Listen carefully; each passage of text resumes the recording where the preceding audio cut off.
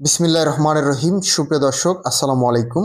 2026 সালের ফেব্রুয়ারি মাসের 17 তারিখ নতুন সরকারের মন্ত্রিসভা শপথ গ্রহণ করা হয়। প্রবাসী কল্যাণ ও বৈদেশিক কর্মসংস্থান মন্ত্রণালয় বা কর্মসংস্থান মন্ত্রণালয়ের দায়িত্বে রয়েছেন মাননীয় মন্ত্রী আরিফুল হক চৌধুরী। একই সাথে শ্রম ও কর্মসংস্থান মন্ত্রণালয়ের দায়িত্ব পালন করেছেন মাননীয় প্রতিমন্ত্রী মোহাম্মদ নুরুল হক ভিপি নূর। মঙ্গলবার 17 ফেব্রুয়ারি 2026 সালের সংসদ ভবনের দক্ষিণ প্লাজায় নতুন মন্ত্রিসভার শপথ গ্রহণ অনুষ্ঠান সম্পন্ন হয় এবং এরপর মন্ত্রিপরিষদ বিভাগ থেকে দপ্তর বন্টনের প্রজ্ঞাপন জারি করেন জনাব তারেক রহমান। মন্ত্রী আরিফুল হক চৌধুরী এবং প্রতিমন্ত্রী ভিপি নূর দুজনেই জানিয়েছেন যে তারা দুর্নীতি সিন্ডিকেট ভেঙে স্বচ্ছ নিয়োগ চালু করতে চান।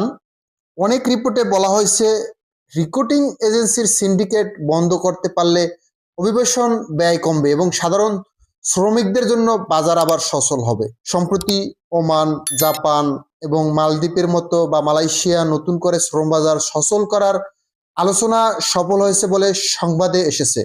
বিশেষ করে জাপানের সাথে দক্ষ কর্মী পাঠানোর চুক্তির বড় একটি অর্জন হিসেবে দেখা গেছে। এছাড়াও মালয়েশিয়ার শ্রম বাজার খোলার ব্যাপারে উচ্চ পর্যায়ের আলোচনা চলছে এবং সংবাদ মাধ্যমে বলা হয়েছে যে নতুন সরকার এই বিষয়ে অগ্রাধিকার ভিত্তিতে কাজ করবে। তবে বিভিন্ন অর্থনৈতিক বিশ্লেষক সংবাদ প্রতিবেদন কিছু কঠিন বাস্তবতার কথাও উঠে এসেছে।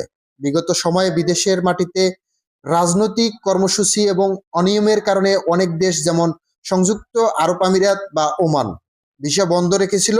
তাই ভাবমূর্তি ফিরিয়ে আনার একটি বড় চ্যালেঞ্জও রয়েছে। সংবাদ প্রতিবেদনগুলো বলেছে যে বর্তমানে শুধু অদক্ষ শ্রমিক পাঠিয়ে বাজার টেকানো সম্ভব নয়।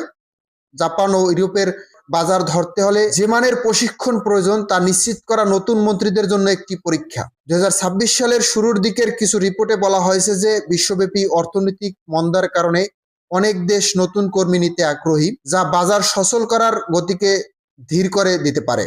বেশিরভাগ পত্রিকা বা সোশ্যাল মিডিয়া বা বিভিন্ন জায়গায় মন্ত্রিসভায় নুরুল হক নূর এবং মাননীয় মন্ত্রী প্রথম আলো, ডেইলি স্টার বা অনেক পত্রিকায় তিনি বলেছেন সফলভাবে সিন্ডিকেট রাজ বন্ধ করতে পারবেন এবং বিশেষ করে দূতাবাসের শ্রম আইনগুলো সক্রিয় করতে পারে।